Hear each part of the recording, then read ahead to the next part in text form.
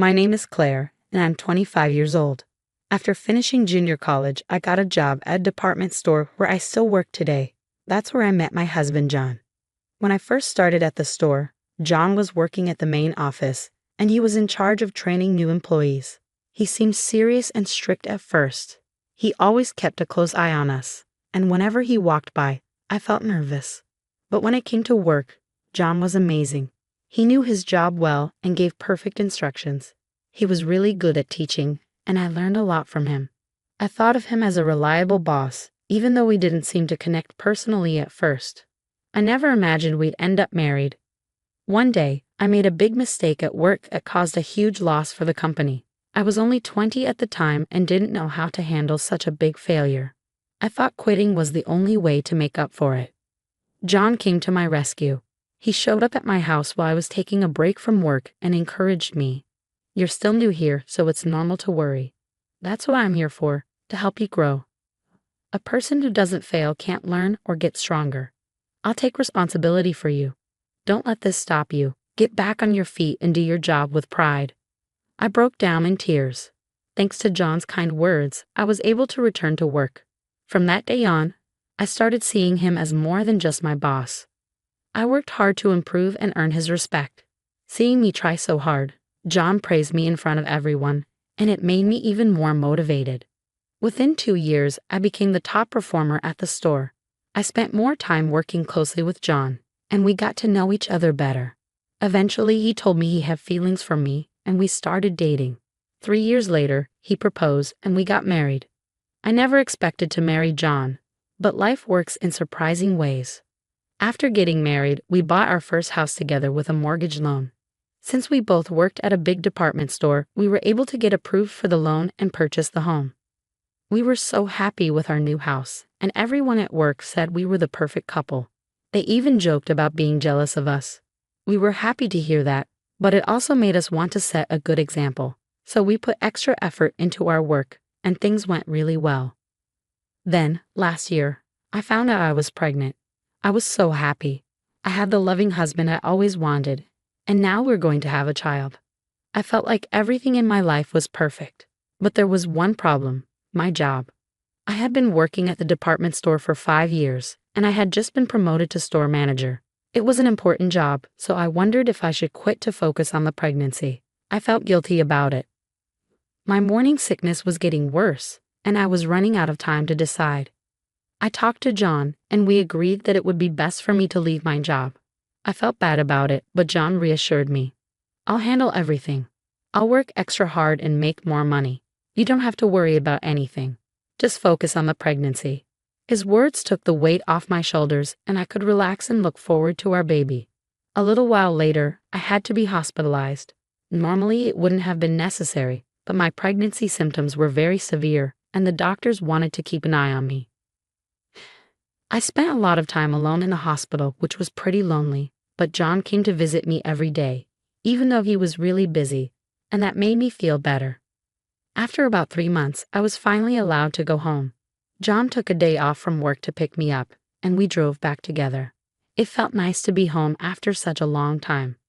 The house seemed a little different after being away for so long. It felt a bit strange, and after looking around for a bit, I noticed something. All of my things that had been in the living room were moved to my bedroom. I asked John about it, but he just seemed uncomfortable and didn't give me a clear answer. While I was wondering why he was acting like that, the doorbell rang. I thought, who could it be at this time? When I opened the door, I was surprised to see my mother-in-law, Margaret. I had just come back from the hospital and was hoping to spend some time alone with John, but I couldn't turn her away. Margaret walked in like it was her own house, not even greeting me. She only noticed me when I walked in from the door and said, "Oh, what are you doing out of the hospital? I didn't know you were back." I apologized for not telling her sooner, and she replied with a bored look, "You could have stayed in the hospital longer." Then she made herself comfortable in the living room. I went over to John and asked, "Why is she here?" John didn't seem to understand why I was confused and just said, "Oh, my mom has been coming over a lot lately." I was frustrated, so I decided to ask Margaret directly. "Margaret, I just got out of the hospital, so I'd like to spend today with John. Could you excuse me?" She looked at me and said, I just got here, and you want me to leave now? You act like this is your house. That irritated me. This was my house. John and I had bought it together. Margaret must have seen me frown because she added, "What's that look for? This is your house, but it's also ours. Do you understand?" I was confused and didn't understand what she meant, so I asked, "What do you mean?" She scoffed and said, "How can you be so clueless? This house was bought by my son, and since he's part of my family, it's ours too. Now do you get it?" Her explanation didn't make sense to me, and I wanted to say something back, but I didn't know what to say at first. When I tried to argue back, John interrupted me and said, "Don't complain about my mom. She's the one who's been taking care of everything while you were in the hospital," and started blaming me instead. I didn't say anything more, even though I wasn't happy with what they said. I didn't want to get sick again and end up back in the hospital, and I knew that Margaret had been helping John while I was gone. After that, Margaret kept coming to our house every day to do chores. I didn't like it, but I decided not to say anything because by the time I reached my last month of pregnancy, I would need to rest more, and I have to let Margaret help with the housework. It was stressful having her there all the time, but finally, when I was about to be hospitalized again, I thought I'd be free from the situation. One day, as I was getting ready to go to the hospital, Margaret arrived earlier than usual. When I opened the door, I was shocked. Margaret stood there with a car full of luggage behind her. "What's all this luggage for, Margaret?" I asked. She replied tiredly, "It's our stuff to move in here." I rushed into the living room where John was and asked, "What's going on? I didn't hear anything about this." I raised my voice and asked again, "Wait, did you say your mom and family are moving in?" Before John could answer, Margaret butted in. "My oldest daughter's family and I are all moving in here to live with you. It's already decided, so don't make a fuss."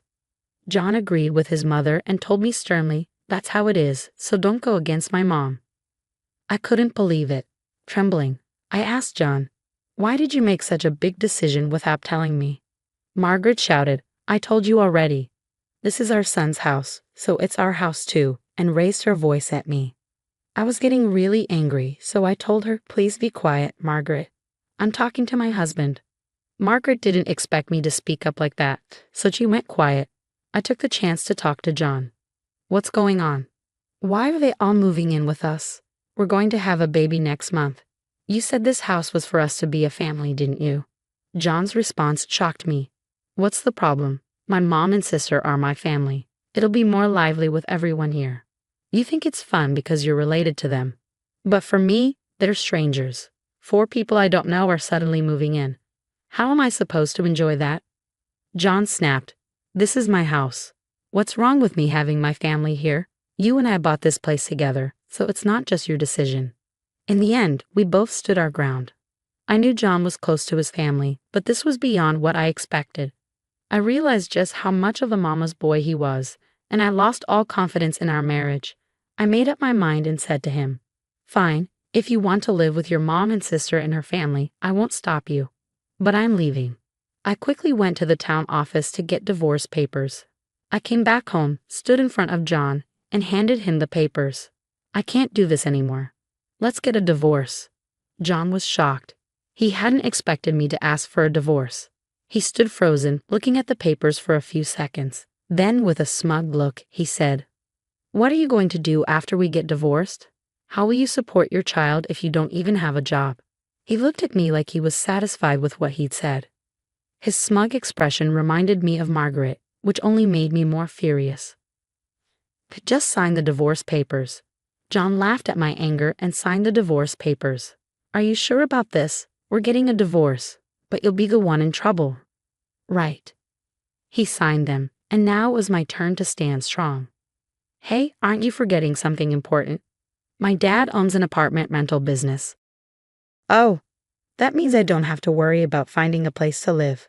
Plus, I'll get child support from you." Oh, and if you and your family keep living in this house, you'll have to pay me half of its value."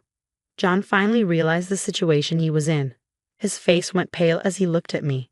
"Well, I guess we won't see each other again. Take care. I'll contact you through my lawyer from now on." John was in shock, sitting there. Margaret, who had been listening, seemed to understand that John would have to pay a lot of money. She froze with packages in her hands. I ignored them both and left the house. After that, the divorce was finalized, including property division and everything. My dad let me live in one of his nicer spare rooms just for me and my child. Thanks to the money from the divorce, I didn't need to work after the baby was born, which meant I could spend lots of time with my little one. The baby was so sweet, and I enjoyed every moment with him. As for John, I heard an interesting story from a former colleague at my old department store. Apparently, John had been living in the house with Margaret and his sister's family, but things weren't going well. His sister's kids were noisy, and both Margaret and his sister were spending too much money, which caused a lot of stress. John was also tired from work and became really depressed. He started making mistakes at work and was eventually moved to a department with little work to do. To make things worse, the pay in that department was lower, and his life got even harder. He deserved all of it. On the other hand, after 2 years of spending time with my child, I got a job at another major department store because of the experience I gained. The pay was about the same, but I could finish work earlier, so I had no problem picking up my child. Now I'm working hard and doing my best to raise my wonderful child. I'm proud of myself for deciding to divorce John because I realized I could raise my child on my own without him. Thanks for watching until the end. Please subscribe to our channel. See you in the next video.